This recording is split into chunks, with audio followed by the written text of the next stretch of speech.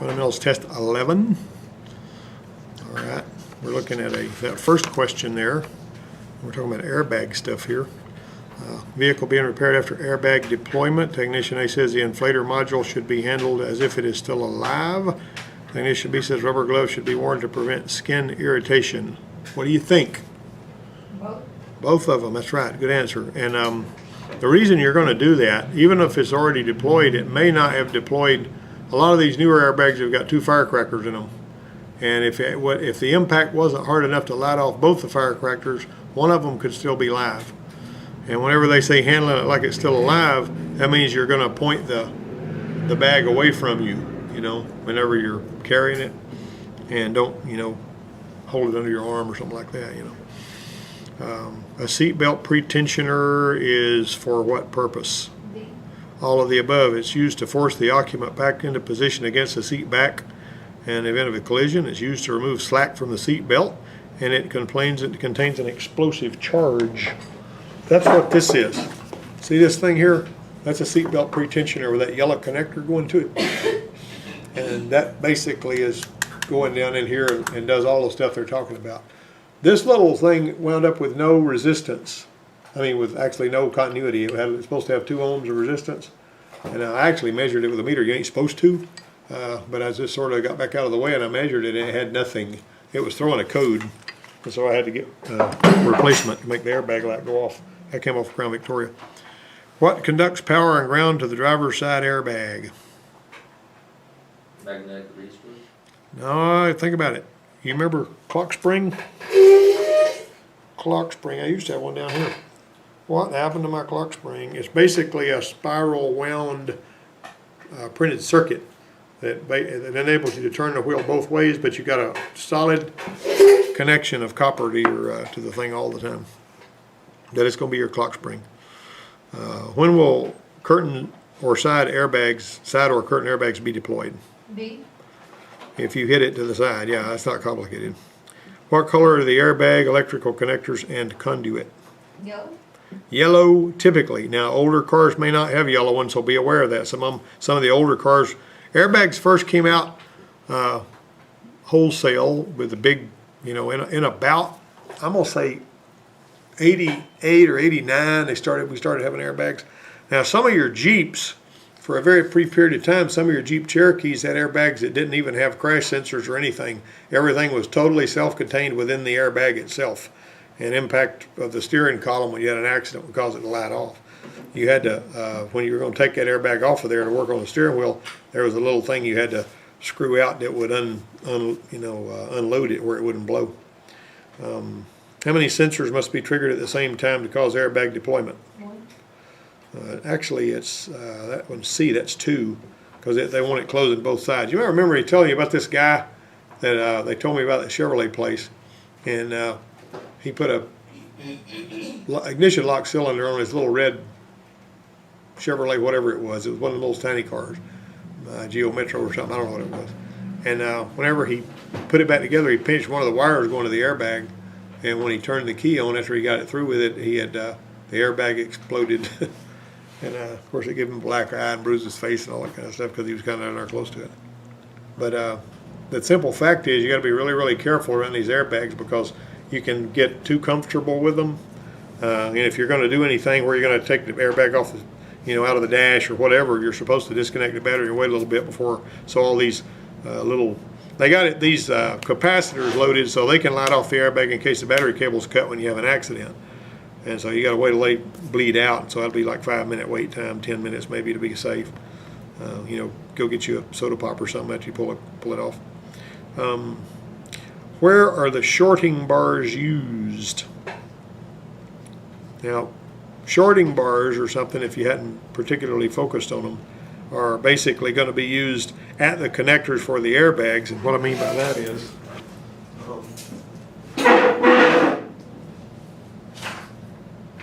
when you disconnect an airbag, and this is an airbag connector right here, down in here, and this one here has been removed, you're going to see a little bar that when you disconnect the airbag, it's going to have a little metal piece that shorts both of these together, so there's no way that any power can make it to the airbag. The shorting bar is supposed to shunt any power through itself to keep power from going to the airbag. So when I light one of these off in the parking lot, and I've done it a time or two since some of y'all been here, you got to take that shorting bar out and hook your, or either cut the connector off and hook your power and ground up with these two. And whenever you make that connection, that thing's going south. That one doesn't have a shorting bar in it because it's been removed. But that's what those shorting bars are all about. Okay, the heater uses what to heat the air inside the vehicle on most vehicles? What is it that provides your cabin heat? We're getting off airbags on this next bunch of questions. Come on, you guys. What flows through there? Is it A? Yeah, that's going to be hot coolant from the engine through a heater core. We talked about that this morning, didn't we? Did you know that? You knew that, didn't you? Yeah. Did you just deliberately not answer the question or what? Were you just not thinking? Or you waiting me for you to spoon feed you the answer? Or what? With a heater core, like say you turn the air conditioner on and you can smell antifreeze when the air blowing out, would that be the heater core? Yes. But the floorboard's not wet.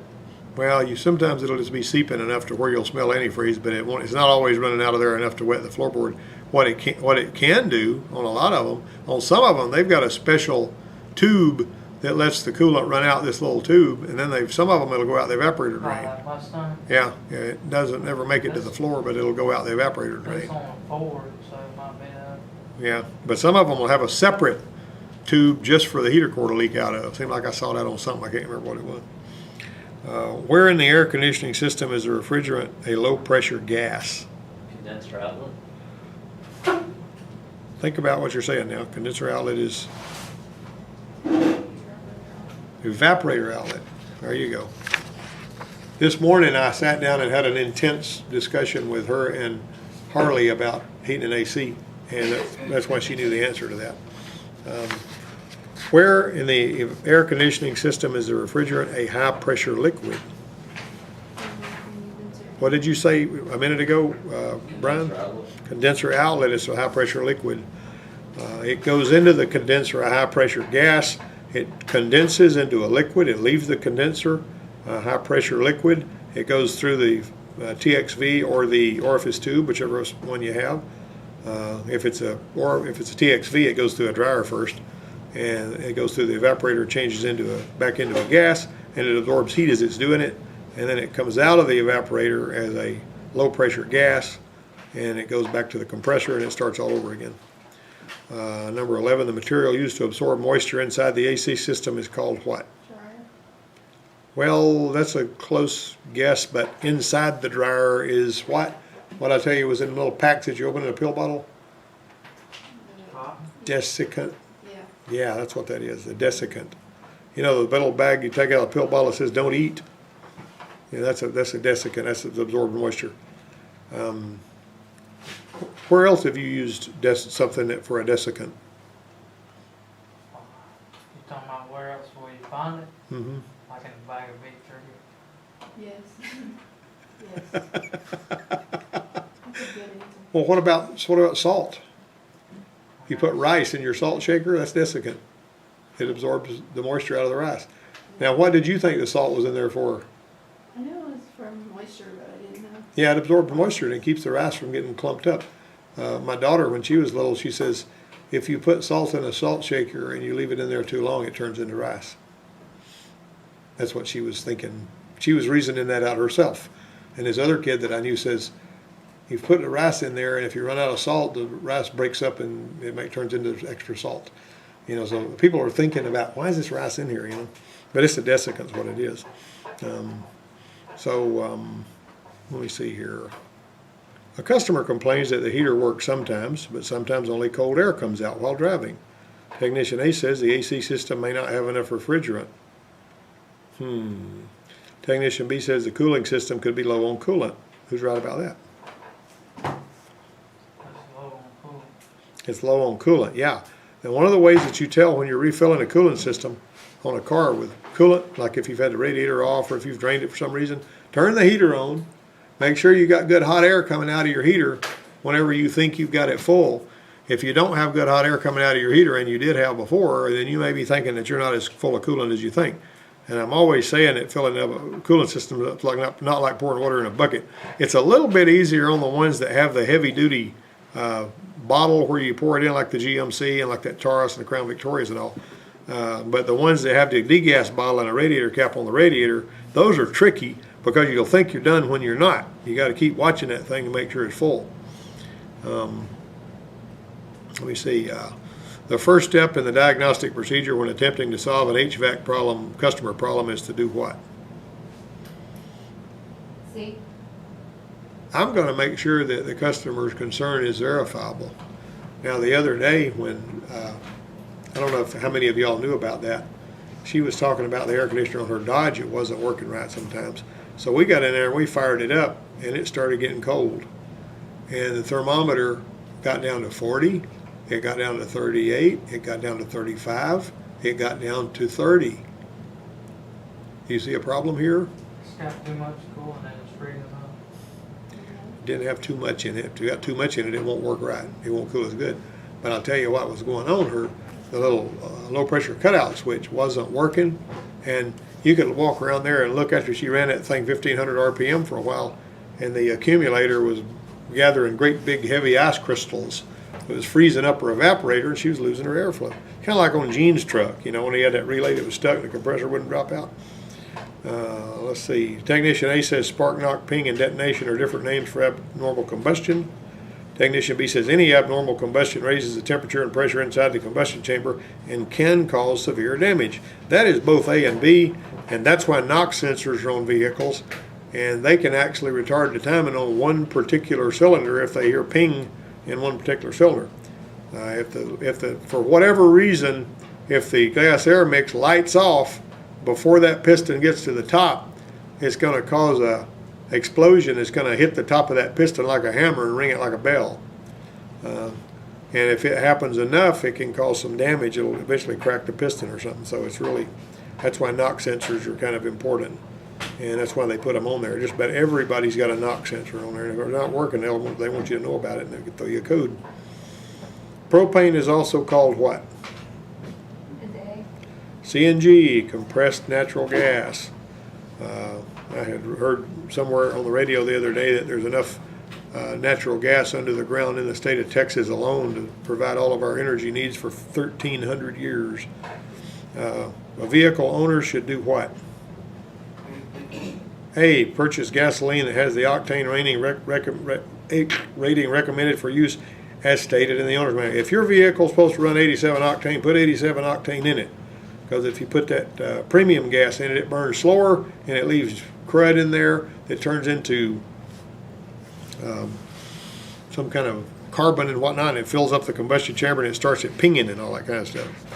E85 can do what? All of the above. It can harm the engine if used in a non-flex fuel gas engine. It can cause conventional gas engine not to start if used. It can be used in a vehicle labeled flex fuel. All of those are right. Flex fuel vehicle can be identified how? D. Any of the above. VIN, emblems on the side, front, or rear. VCI. What color is diesel fuel dyed if it's for off-road use only? Red. One should avoid topping off their fuel tank because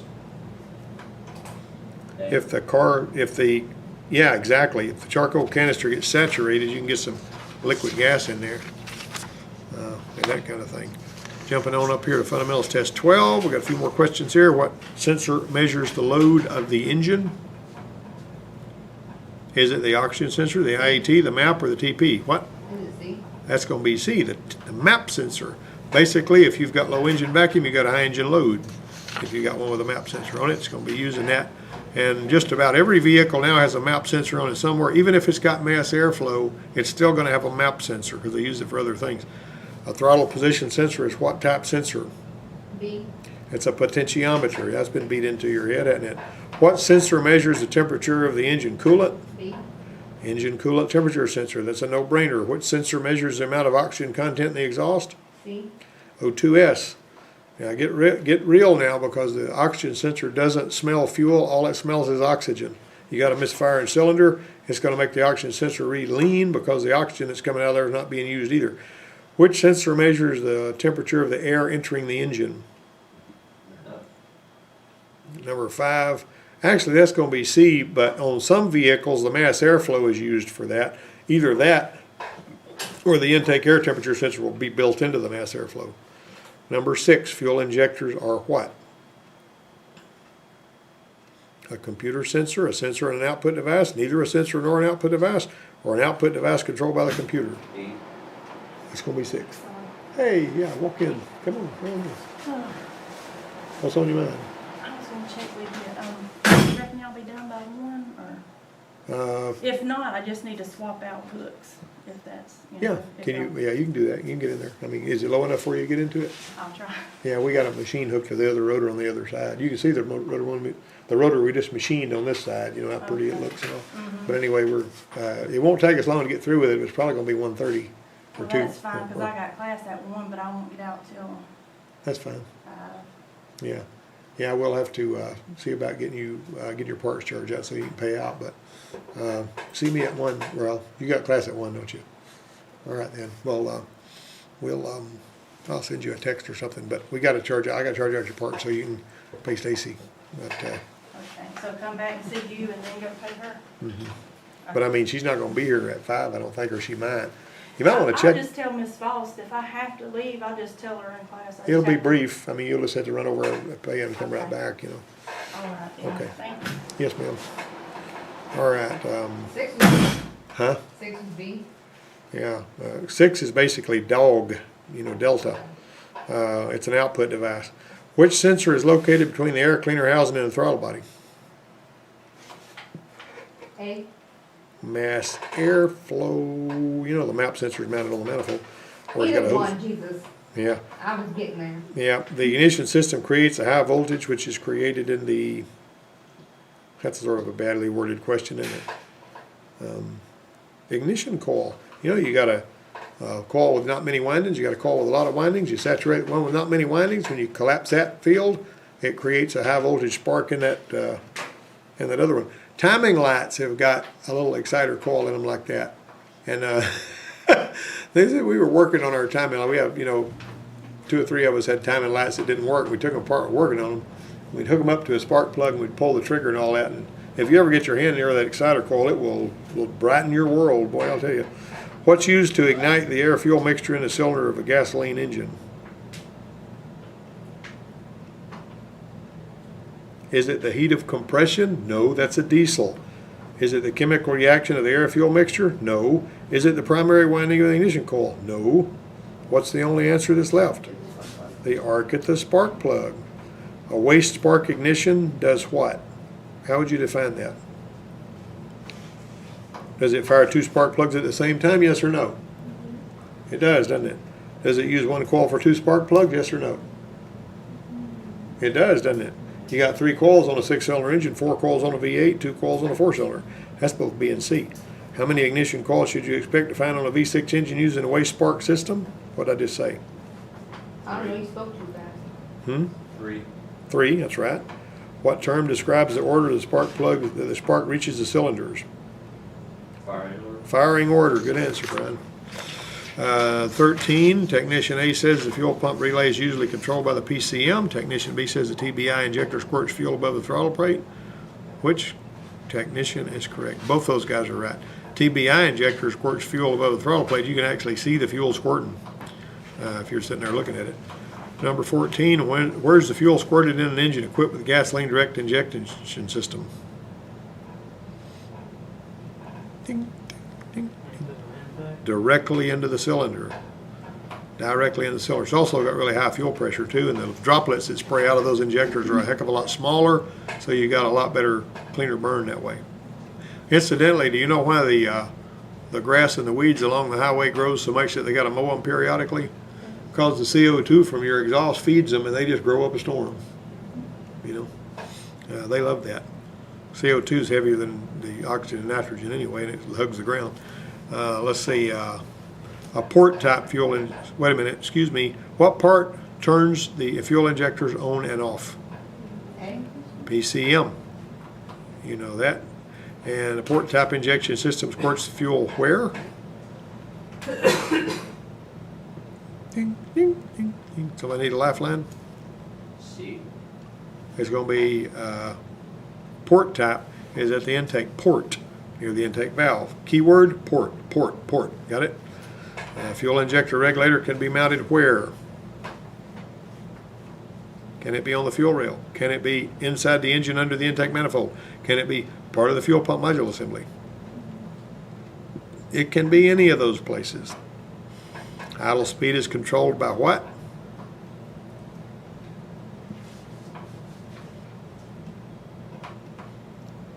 Everybody's very quiet.